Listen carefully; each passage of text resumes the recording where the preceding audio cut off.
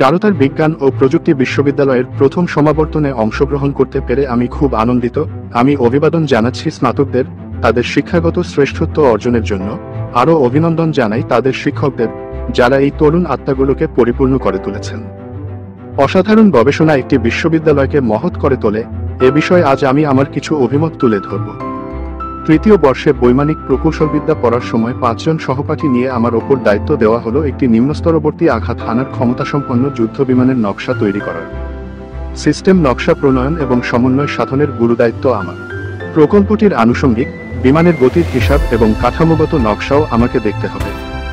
বাকি দলের কর্মীরা দেখবে বিমানের পরিচালন ক্ষমতা, নিয়ন্ত্রণ, নেতৃত্বের ভূমিকা সহ অন্যান্য যান্ত্রিক বিষয়গুলো।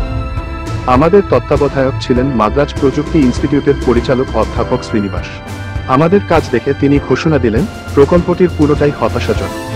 এতজনের নকশা একত্র করে এ পর্যন্ত উপস্থাপন করতে আমরা যে কতটা পরিশ্রম করেছি এবং কতটা বাধা বিপত্তি পেরিয়ে এসেছি, সেটা তিনি কানেও তুললেন না।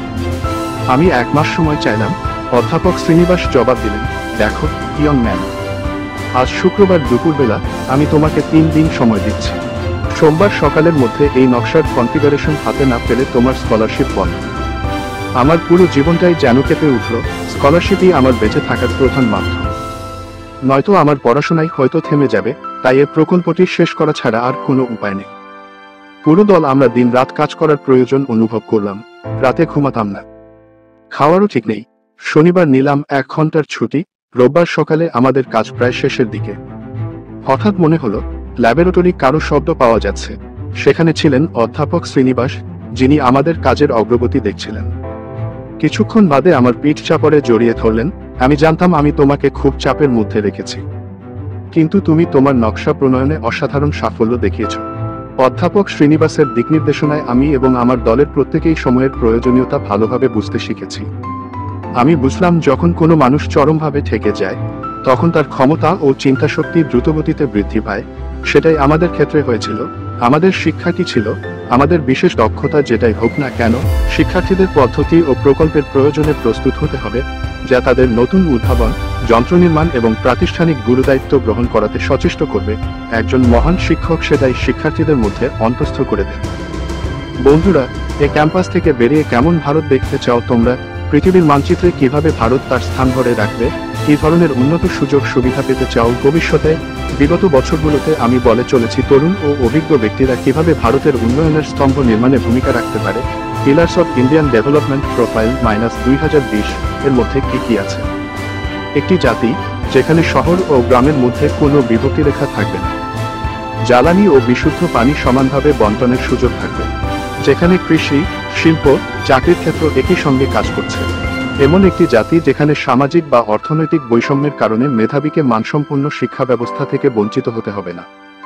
একটি জাতি যেখানে পৃথিবীর সবচেয়ে প্রতিভাশালী বিজ্ঞানী এবং বিনিয়োগকারী অবস্থান করে। যেখানে শাসন পদ্ধতি হবে স্বচ্ছ এবং দুর্নীতিমুক্ত। যেখানে দারিদ্র্য সম্পূর্ণরূপে উৎপাটন করা হয়েছে, অশিক্ষাকে দূর করা হয়েছে এবং নারী ও শিশুর প্রতি সহিংসতা বন্ধ করা হয়েছে। জাতি হিসেবে এটি উন্নত, স্বাস্থ্যকর, নিরাপদ, সন্ত্রাসবাদ মুক্ত, শান্তিপূর্ণ, সুখী এবং টেকসই উন্নতির পথে ধাবমান এবং পৃথিবীতে বাস করার শ্রেষ্ঠ দেশ, এবং যে জাতি তার নেতৃত্বদানে গর্বিত। এমন ভারতকে পেতে কৃষি এবং খাদ্য সংরক্ষণ ও প্রক্রিয়াজাতকরণ, শিক্ষা ও স্বাস্থ্যসেবা, তথ্য ও যোগাযোগ প্রযুক্তি, নির্ভরযোগ্য ও মানসম্পন্ন বৈদ্যুতিক শক্তি এবং নিজস্ব উৎপাদন ও কারিগরি প্রযুক্তি, এই 5টি ক্ষেত্রে গুরুত্বপূর্ণ অবদান রাখতে হবে। বন্ধুরা, অনুগ্রহ করে এই স্তম্ভগুলো মনে রেখো, তাহলে তোমরা নিজেদের পছন্দসই চ্যালেঞ্জ খুঁজে পাবে। প্রতিটি স্তম্ভই বিজ্ঞানের বিভিন্ন শাখা এবং প্রযুক্তির প্রয়োগের প্রয়োজনীয়তা বহন করে। বিজ্ঞানের বিভিন্ন রূপান্তর একটি আরেকটির পরিপূরক।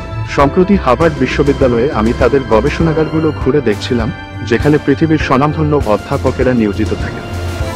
আমি দেখছিলাম কিভাবে অধ্যাপক হংকুন পার্ক তার ন্যানো নিডলস উদ্ভাবন প্রক্রিয়া বর্ণনা করছিলেন, যা দিয়ে ক্ষুদ্রাতিস্তম্ভ প্রতিটি সেলকে আলাদা করে কাটা কিংবা বিভক্ত করা যায়।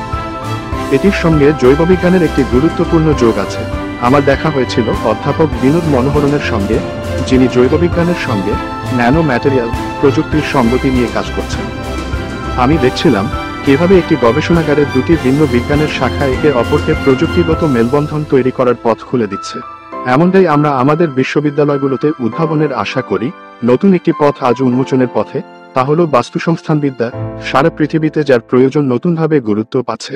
21 শতকে এর নতুন মাত্রা আমাদের বিজ্ঞান ও পরিবেশকে নিয়ে একসঙ্গে কাজ করার প্রেরণা যোগায়। তাতে কি আমরা প্রস্তুত?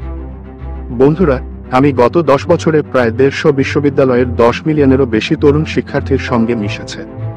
তাদের সঙ্গে আমার কথোপকথনে আমার কাছে মনে হয়েছে 21 শতাব্দীর বিশ্ববিদ্যালয়গুলোতে কিছু নতুন দর্শনের যোগান দরকার। জাতির প্রয়োজনে শিক্ষার্থীদের আগ্রপথিক হিসেবে গড়ে তুলতে বিশ্ববিদ্যালয়গুলোর নিজেদের সংশোধন করতে হবে, যাতে তা মানুষের কল্যাণে নিয়োজিত হতে পারে। একজন ভালো শিক্ষক পৃথিবীর যে কোনো জায়গায় থাকতে পারেন। বিশ্ববিদ্যালয়গুলোর উচিত ভার্চুয়াল ক্লাসরুমের মাধ্যমে তাদের সঙ্গে শিক্ষার্থীদের একাত্ম করে দেওয়া, অন্যান্য বিশ্ববিদ্যালয়ের সঙ্গে প্রযুক্তির আদান প্রদানের সুযোগ করে দেওয়া। সবশেষে আমি তোমাদের জিজ্ঞেস করতে চাই, তোমরা নিজেদের কিভাবে স্মরণীয় করে রাখতে চাও? তোমাদের উচিত নিজেদের বিশ্লেষণ করে জীবনকে প্রকাশ করা। একটি কাগজে লিখেও রাখতে পারো, সেই কাগজটাই হয়তো মানব ইতিহাসে গুরুত্বপূর্ণ একটি অধ্যায় হয়ে থাকবে। তোমাদের জাতির ইতিহাসেও হয়তো ওই একটি পাতা স্মরণীয় হয়ে থাকে। সেটা হতে পারে কোনো উদ্ভাবনের জন্য, কোনো কিছু নতুন করে পরিবর্তনের জন্য, আবিষ্কারের জন্য, সমাজে পরিবর্তন আনার জন্য, দারিদ্র্য নির্মূলে অবদান রাখার জন্য, অন্যায়ের বিরুদ্ধে লড়াই করার জন্য, স্বাস্থ্যসেবায় গুরুত্বপূর্ণ ভূমিকা রাখার জন্য। আমি নিশ্চিত তোমরা অবশ্যই অভিনব কিছু করবে, সেগুলো হবে